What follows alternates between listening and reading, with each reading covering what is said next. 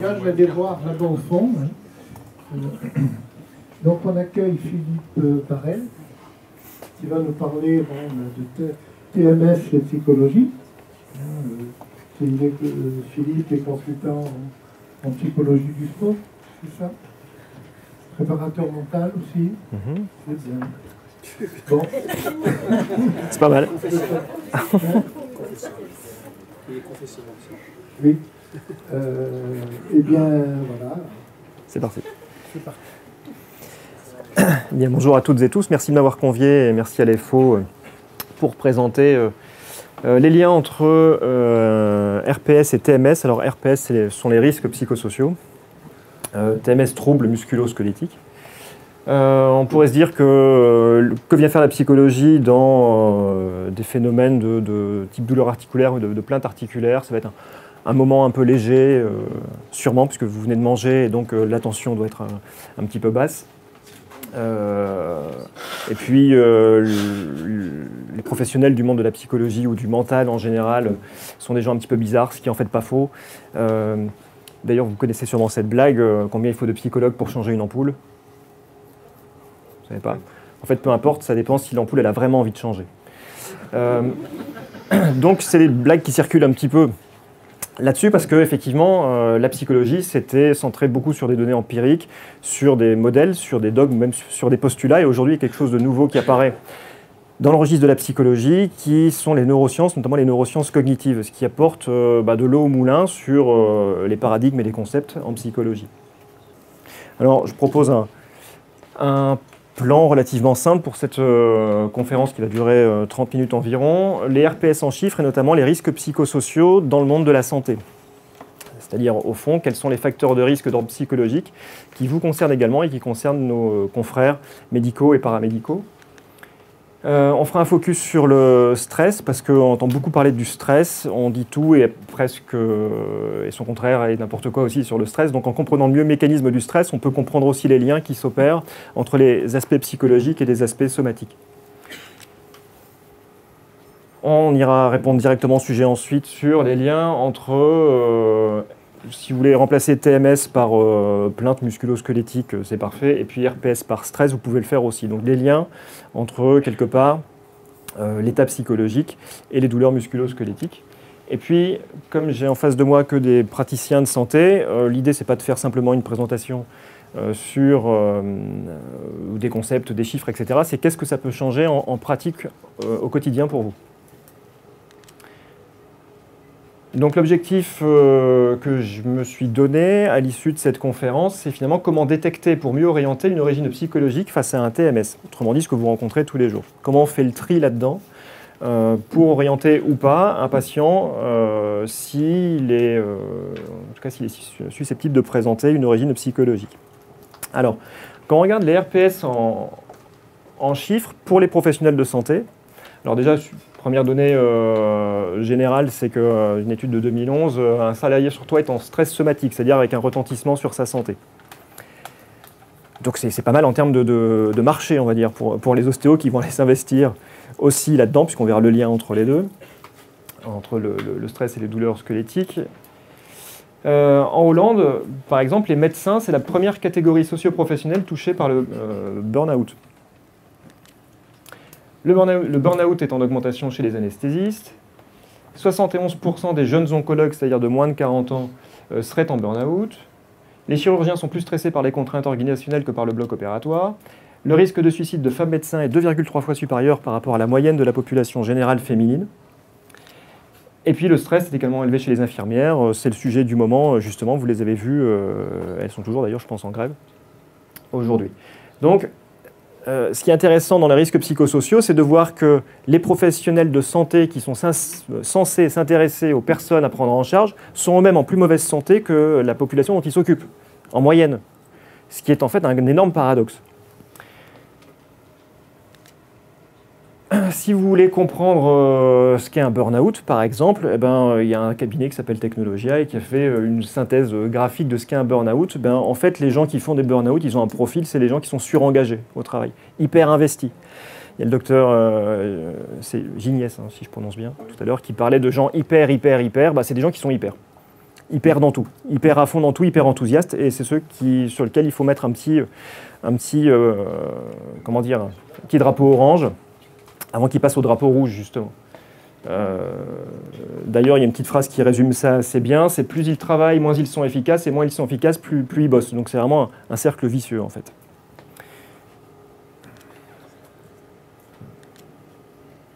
Donc le résumé, la synthèse qu'on pourrait dire, c'est ça, c'est qu'on demande à ces gens-là de s'occuper de gens qui présentent des TMS ou des RPS, sauf qu'eux-mêmes ne vont pas très bien, en fait.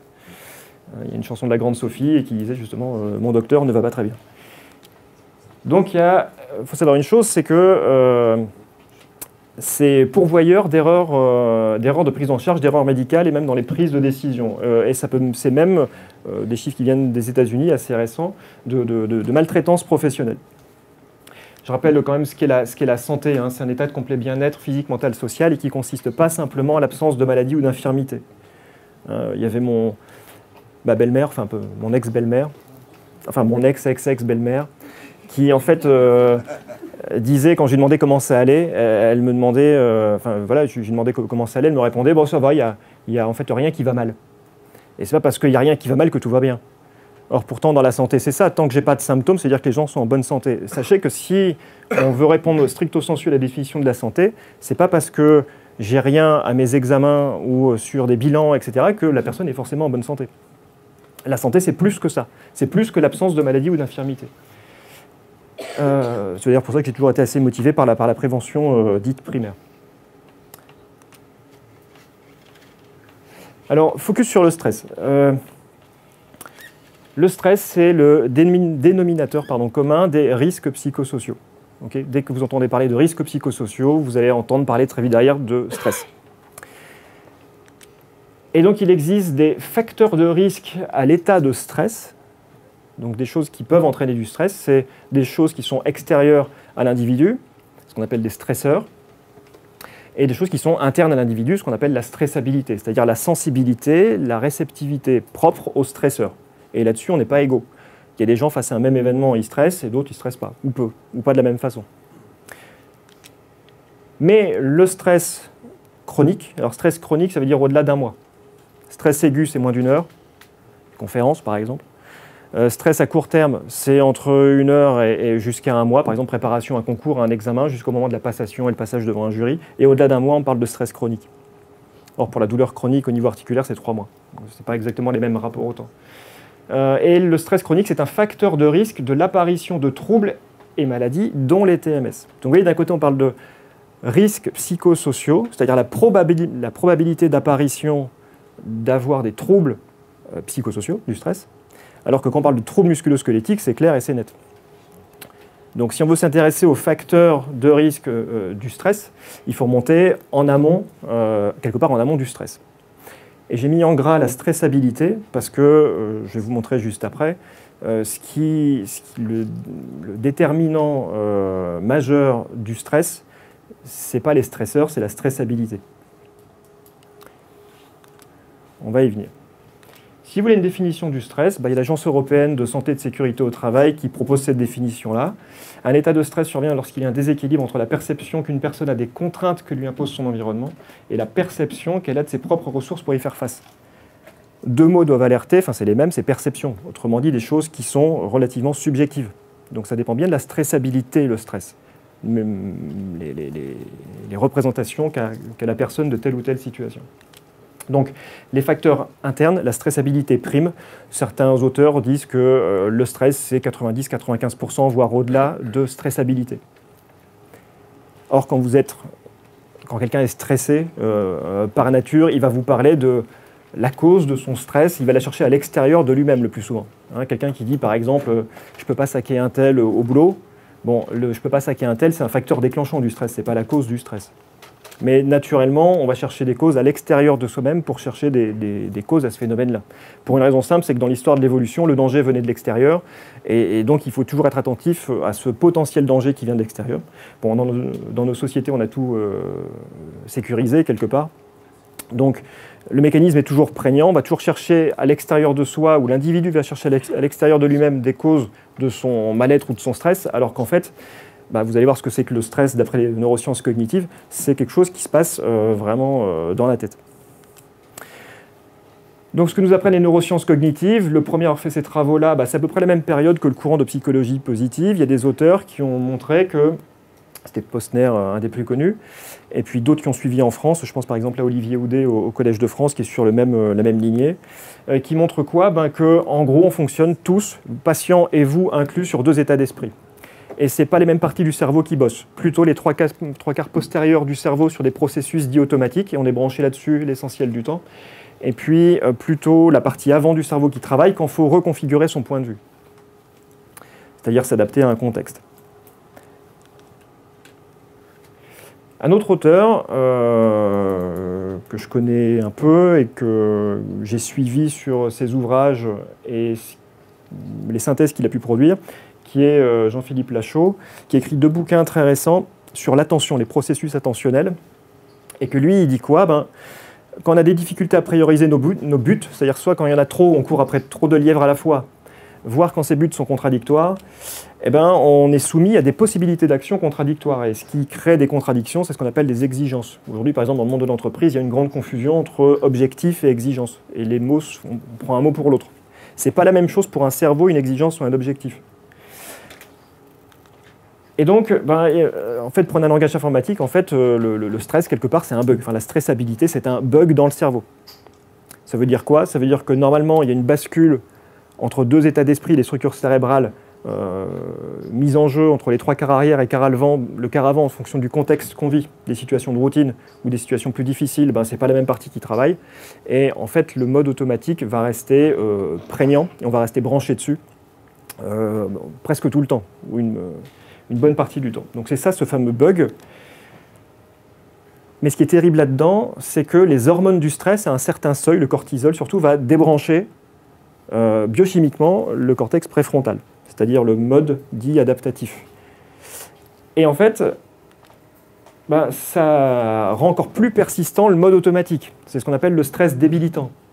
Et ils sont ancrés là-dessus, notamment dans l'aviation civile et dans l'armée, parce qu'ils se rendent compte que parfois les pilotes prennent des décisions mais complètement folles et complètement irrationnelles, en cas de difficulté, purement à cause du stress. On a des gens extrêmement compétents, mais à cause de l'attitude qui n'est pas adaptée, ils vont perdre complètement leurs compétences. Donc toute l'idée, c'est justement de pouvoir quelque part rebrancher le pilote adaptatif du cerveau. Alors, la stressabilité est accrue si quoi? Si on reste branché en pilote automatique, et pilote automatique, il est caractérisé par 6 choses. La routine versus la curiosité. Autrement dit, on est dans des habitudes, des protocoles, des méthodes qu'on répète, puisque c'est normal, c'est un pilote automatique cérébral. La persévérance, qui peut être une valeur d'ailleurs. Alors c'est bien d'avoir de persévérer, ça marche la plupart du temps, mais parfois ça ne marche pas. Autrement dit, l'idée qui est derrière, dans la souplesse, c'est d'accepter que telle démarche, tel protocole, tel suivi de patient, ça marche peu ou ça ne marche pas. La simplification, parce qu'un cerveau standard, par défaut, ça résonne en bien, noir, blanc, noir, bien, mal, vrai, faux, etc. Les certitudes, c'est bien d'en avoir les certitudes pour décider, pour trancher. Le problème, c'est quand les certitudes relèvent de la vérité, qu'on aura l'impression de détenir la vérité sur tel sujet, et qu'on a du mal à changer de point de vue, voire du mal à questionner, ou on ne questionnerait pas ou peu le patient pour X raison, parce qu'on est sûr de son coup. Il y a des biais, par exemple, en anesthésie, ça fait partie des biais cognitifs. Le diagnostic prématuré est le biais de confirmation. Ça veut dire que je vais chercher des éléments qui confortent mon pré-diagnostic ou ce que je crois de juste comme cause au problème du patient. Et ça, on le retrouve plus de 3 fois sur 5 chez les anesthésistes, par exemple. Donc des erreurs médicales liées à des biais cognitifs. L'empirisme, c'est être centré que sur le résultat, sans prise de tête, en utilisant ce qui marche et ce qui a toujours marché. Je sais pas moi, un drop pour des lombaires, la plupart du temps ça marche, donc maintenant je fais du drop et je fais encore du drop et je continue du drop, par exemple. Et puis l'image sociale, qui est également liée à un paramètre qui est entre autres la reconnaissance et l'image que les autres ont de moi dans mon métier ou autre chose. Voilà, donc 6 critères qui définissent ce pilote automatique du cerveau. Donc en résumé, le stress, retenez que c'est un bug. Si vous voulez une définition neuroscientifique simple aujourd'hui de ce qu'est le stress, c'est que c'est un bug. C'est un bug cérébral. Il y a 3 types de stress, c'est bien de les reconnaître en cabinet parce qu'on ne fait pas débugger quelqu'un de la même façon selon les 3 types de stress. Il n'y en a pas 36 des types de stress, il n'y en a que 3. Ce qu'on appelle le stress de fuite, ça correspond chez l'humain à l'anxiété. Le stress de lutte, la colère. Le stress d'inhibition, le découragement. Okay. Ça veut dire quoi? C'est que quand quelqu'un est stressé en face de vous, hein, j'insiste là-dessus, c'est que beaucoup de gens pensent que le stress, ce n'est que de l'anxiété. Le stress, ce n'est pas que de l'anxiété, hein, ça peut être de la colère ou du découragement. Passez pas votre temps, vous perdez du temps à écouter le contenu de ce que vous raconte la personne. C'est son état qu'on gère, c'est pas ce qu'elle raconte. Ce qu'elle raconte en état de stress relève plus de l'irrationalité que de la logique. Donc ça ne sert à rien de discuter avec quelqu'un d'énervé, par exemple. Okay, vous perdez votre temps, vous perdez votre énergie. Si le stress c'est un bug et ça correspond à de l'incohérence, je parle bien sûr du stress en dehors de la survie, hein, parce qu'en état de survie, si vous faites courser par des gros chiens par exemple, heureusement que vous vivez un stress de fuite, vous allez courir extrêmement vite. Et heureusement qu'après vous vivez un stress de lutte, comme ça vous allez lutter fort, et puis après s'il prend le dessus, vous allez faire le mort, c'est l'état d'inhibition. Donc c'est bien adapté en survie, mais ce n'est pas adapté en dehors de la survie. Eh bien, gérer le stress, le sien ou celui des autres, c'est apprendre à débugger, donc c'est clarifier ses buts. Bien sûr, éviter de prendre des décisions importantes sous stress. Porter son attention sur l'état de l'autre et pas ce qu'il raconte. Vous allez gagner du temps et c'est plus efficace pour la personne qui est en face de vous et même pour vous. Le stress de l'autre appartient à l'autre puisque c'est un bug. Donc se laisser contaminer par l'état émotionnel négatif de l'autre, c'est vite fait. C'est l'effet contaminant du stress, si vous voulez. Donc, si vous voulez être... c'est valable pour toutes les professions de santé ou toutes les professions d'accompagnement. C'est de faire la part entre mes émotions et celles de la personne qui est en face de moi. Et puis, on peut dire aussi que les stressés sont des gens pleins de talent qui s'ignorent, puisque le stress, ce n'est pas la perception d'un manque de ressources pour faire face. Ça, c'est la définition, la conception qui est très classique. C'est surtout qu'on n'est pas dans la bonne attitude, et on peut en changer en quelques minutes. C'est extrêmement rapide. Donc on n'est pas dans la bonne attitude et on peut l'acquérir très vite. Donc c'est pas que je manque de ressources, c'est que juste je suis centré sur le problème et pas sur les solutions. Alors si vous voulez regarder les liens entre TMS et RPS sur le site de l'INRS, l'Institut National de Recherche et de Sécurité, vous tombez sur des flèches qui partent dans tous les sens, un micmac pas possible entre plein de paramètres. Okay. Alors si vous voulez les facteurs psychosociaux, on dirait que c'est plutôt les stresseurs. Ce qu'on appelle l'équation personnelle, ça relève plutôt de la stressabilité. Bon, en fait, l'équation personnelle, c'est quoi là-dedans? C'est quelque part mon morphotype, mon profil, taille, poids, âge, sexe, etc. Mon bilan médical aujourd'hui, mes antécédents médicaux et mon mode de vie, mes habitudes de vie. Okay. Donc vous voyez que tout est interdépendant et qu'il faut faire un peu le tri là-dedans.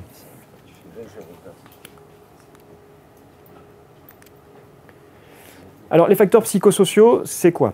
Qui vont amener du stress potentiel. C'est juste des facteurs de risque. La surcharge de travail est reconnue comme étant pourvoyeur de stress, des échéances à respecter, des deadlines, le manque d'autonomie, c'est-à-dire le manque d'autocontrôle sur le travail et l'absence de pouvoir de décision sur le travail, le manque de reconnaissance, le manque de soutien social et le manque de perspective professionnelle. Bien, ça ne veut pas dire que ça déclenche forcément du stress. C'est juste des facteurs déclenchants, ce n'est pas des causes. Et s'il y a de la stressabilité, si vous êtes sensible à ces facteurs-là, et ça c'est la part qui appartient à la personne, oui, il y aura du stress, c'est-à-dire si la stressabilité est élevée. Mais il y a des gens qui se foutent de la reconnaissance et pour qui même la surcharge de travail peut être moteur et très dynamisant parce que c'est tout le temps quelques challenges à relever. Okay. Et on va voir maintenant le lien avec justement le stress. S'il y a du stress, c'est qu'on le sait, on voit bien ça sur les tracés électromyographiques, s'il y a du stress, effectivement, il y a un affolement musculaire. Autrement dit, il y a une tension musculaire qui augmente et plus le stress est présent, plus il y a de la tension musculaire. Okay, avec tous les symptômes et toute la clinique que ça va comporter. Troubles de la coordination motrice. Il y a les déterminants psychologiques de la blessure, par exemple chez le sportif, qui montrent bien que le stress est le déterminant majeur de la survenue de blessures à répétition. La récupération est plus longue parce que le stress, ça bouffe de l'énergie et ça sollicite à outrance le système immunitaire. Donc pour les phases de récupération, elles sont rallongées parce que la tension est et enfin, l'attention entre guillemets physiologique est portée sur la gestion du stress plutôt que sur la récupération en tant que telle. La perception de la douleur augmente. À cause du stress, la perception de la douleur augmente. Et puis, le stress, ça favorise le passage à la chronicité également. Autrement dit, les facteurs psychosociaux, le stress, sont majeurs dans, par exemple, la chronicisation des lombalgies. Autrement dit, face à un patient qui a mal depuis plus de 3 mois au niveau lombaire, il doit y avoir un petit drapeau orange dans la tête et poser éventuellement quelques questions au moment de l'interrogatoire. De connaître, je sais pas moi, son stress, ses conditions de travail, etc. Parfois, vous le voyez sur la mine du patient, hein, simplement que ça ne va pas. Alors, les manifestations du stress. On parle en psychologie de stress émotionnel, c'est-à-dire les vécus émotionnels de la personne, une anxiété chronique, de la colère, de l'agressivité, de la déprime, de la dépression, des difficultés de concentration pour prendre des décisions, perte de confiance en soi. Un stress somatique, c'est quand ça influe sur la santé physique, les insomnies, les maux de ventre, les maux de tête, donc les troubles musculo-squelettiques, c'est le sujet qui nous intéresse, l'hypertension artérielle, les maladies cardiovasculaires, l'eczéma, les ulcères, problème de fertilité, moins de résistance aux infections, et stress comportemental, du grignotage, consommation de calmants, d'excitants, de désinvestissement, négligence, accident. Enfin bref, le stress, ça dépend donc d'un facteur majeur qui est la stressabilité, qu'on peut apprendre à réguler, gérer. Le stress en tant que tel est physiologique s'il ne dure pas dans le temps. S'il dure dans le temps, ça peut entraîner des choses et donc des maladies. Donc, en pratique, il y a des choses qui doivent alerter le praticien pour affiner l'interrogatoire et orienter. C'est les douleurs avec amplitude articulaire normale. Le patient qui dit qu'il a mal au cou, mais qui vous fait des amplitudes complètes de tête. Je crois que c'était Robert Meigne qui le mentionnait déjà dans ses écrits. La douleur chronique, au-delà de 3 mois, je viens de le dire. Et puis la multiplication des séances, même si c'est bon pour le porte-monnaie, eh bien, ça montre que vos séances ont qu'un effet à court terme et que ce n'est pas l'aspect biomécanique qui est déterminant dans la prise en charge du patient. Et c'est bon, je suis dans les temps, parfait. Pour conclure, vous êtes des praticiens de santé, gardez bien ça donc en tête, et donc vous êtes statistiquement, c'est-à-dire sur un effet de masse, ça ne veut pas dire que vous êtes concerné, hein, mais en tout cas, si on regarde les statistiques, vous êtes davantage exposé que le reste de la population aux risques psychosociaux et donc au TMS aussi, surtout en tant qu'ostéo où vous mobilisez pas mal le corps. Et donc je conclurai en disant que gardez en tête que la bientraitance commence par soi. Prendre soin des autres, ça implique, dans ce cadre-là et face à ces facteurs-là, de prendre soin de soi. J'en ai terminé. Merci à vous.